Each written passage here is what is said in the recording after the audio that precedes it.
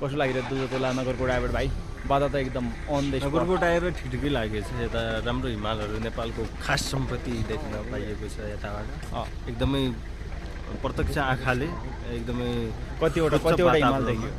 हिमालको लगभग धेरै नै देखियो है हाम्रो यो अर्धवृत्ताकार होइन चारैतिर हेर्दाखेरि 180 डिग्रीमा लगभग हामीले हिमाल देखेका छौँ मैले भने जति हिमाल देखियो कि देखिएन त्यति त देखिएको छैन 8000 भन्दा माथि 8वटा हिमाल म देखाउँछु भनेको 8000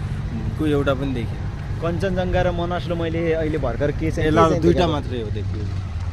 बस कञ्चनजङ्घा चाहिँ देखियो भन्छ ठिक छ ल सुनिल भाइ तिमीलाई चाहिँ कस्तो लाग्यो नगरकोट यहाँ सब पनि हाम्रो खाद्यान्न छ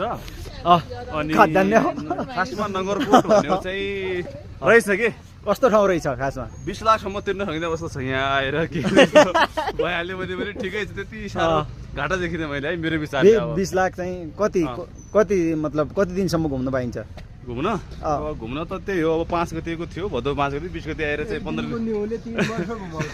3 वर्ष घुमाउँछ यो घुमाउने ठाउँ रहेछ कि आखिरमा पक्का हो आउनु होला फेरि कसरी मौका मारेर केटाहरू है हाम्रो रमेश भाइ चाहिँ कहाँ छ नमस्कार हजुर नमस्कार म हो अर्जुन भुषाल नमस्कार कस्तो लाग्यो तपाईँलाई चाहिँ यहाँ आएर राम्रो छ के भन्नु अलि दुःख पनि लागिरहेछ खुसी पनि छ दुःख चाहिँ के विषयमा लाग्यो याद आइरहेछ बाटो अलिकति त्यस्तै छ अलिकति हिँड्नु परिरहेछ माथि डाँडासम्म